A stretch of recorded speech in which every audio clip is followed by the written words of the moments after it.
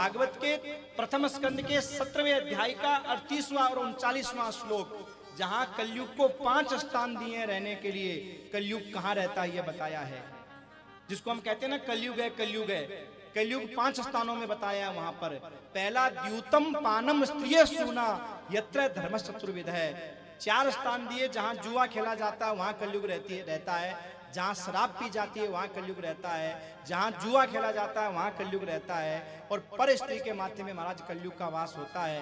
थोड़ा सा गलत दृष्टि से देखो, देखते ही उसके माथे का कलयुग निकलेगा, तुम्हारे माथे में बैठेगा। बाद में तुम भूल जाओगे कि तुम्हारी क्या इज्जत है, क्या सम्मान है, सब भूल जाओगे, पद प्रतिष्ठा भूल करके।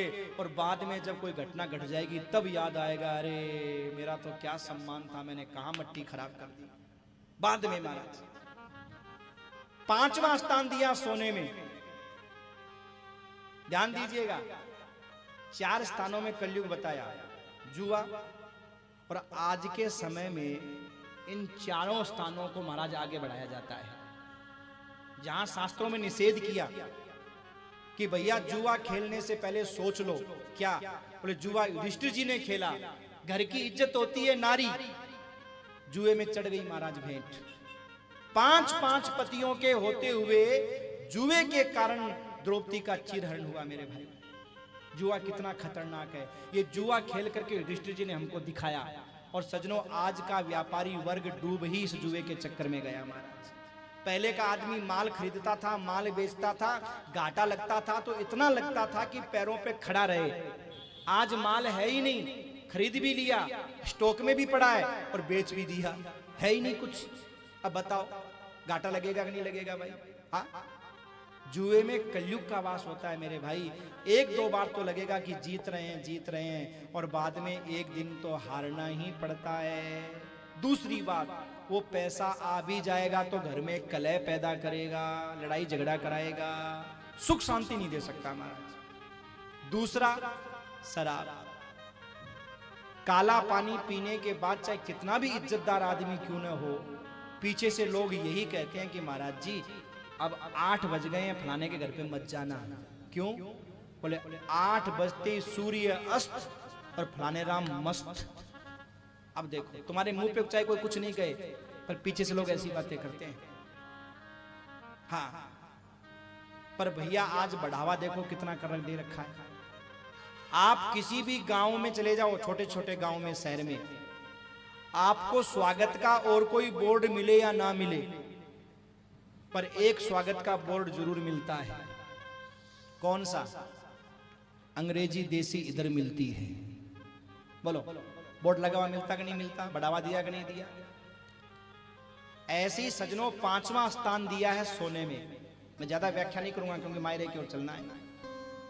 सोने में कलयुग का वास है। सोना माने संपत्ति। जो संपत्ति छीन करके ली गई है, दबाई गई है, बिना सेवा के ली गई है, उस संपत्ति में कलयुग का वास है। इसलिए बेटा बहू को ये बात विचार करनी चाहिए। क्या? बोले भैया अगर सेवा करके माँ बाप की संपत्ति लोगे तो सरदर्द नहीं होगा, और नहीं तो वो पेट फाड़ करके निकलेगी मेरे भाई। बस कथा यही शिक्षा देती है। आप कहोगे महाराज जी सेवा तो करें, लेकिन आप मेरी सासू को नहीं जानते, ऐसी ऐसी गाड़ी देवे का कान का कीड़ा जड़ जाए। अच्छा एक बात बताओ, सोना तुमने लिया, संपत्ति तुमने ली, उनका बेटा तुमने लिया, अब गाली कौन पड़ोसी लेगा क्या? गाली भी तो तुमको लेनी पड़ेगी। तो किसी के माता पिता अगर गाली दे तो ये सोच लो कि ये ब्याज है संपत्ति का। आप ये सोच लो कि संपत्ति का ब्याज है। और मेरे भाई, इस कलयुग के वास से बचना चाहिए। संपत्ति बिना सेवा के नहीं पच सकती, संपत्ति सेवा से ही पचती है। इसलिए बेटा बहू को सेवा, माँ बाप की बड़ों के सम्मान करना चाहिए, कथा शिक्षा देती है। और आज के समय में सजनों सबसे बड़ी दुर्दशा अगर किसी की है तो 2 लोगों की है, या तो गाय और या फिर माँ। और दोनों का काम है सजनों दूध पिलाना। गाय भी दूध पिलाती है और माँ भी दूध पिलाती है, और आज दोनों ही दर दर की ठोकरें खा रही हैं। आज माता पिता की दशा कैसी है? जैसे फुटबॉल के खेल में फुटबॉल की दशा होती है, एक खिलाड़ी ठोकर मारता है, दूसरे के पास दूसरा मारता है, तीसरे के पास तीसरा मारता है, चौथे के पास। और आज बुजुर्गों की यही दशा है सजनों। बड़े बेटे ने ठुकराया तो छोटे के पास गए, छोटे ने ठुकराया बीच वाले के पास गए, बीच वाले ने वापस बड़े वाले के पास आ गए। दयनीय दशा है। संत और शास्त्र क्या कहते हैं? चाहे लाख कमाए धन दौलत, ये बंगला कोठी बनाई है, माँ बाप ही खुश ना है तेरे, बेकार ये सारी कमाई है। ये लाख नहीं ये खाक है सब, इस बात को मत भूलना, हर बात को तुम भूलो भले, माँ बाप को मत भूलना, हर बात को तुम भूलो भले, माँ बाप को मत भूलना। अपने ही पेट को काटा है और तेरी काया सजाई है, अपना हर कोर खिलाया तुझे, तब तेरी भूख मिटाई है।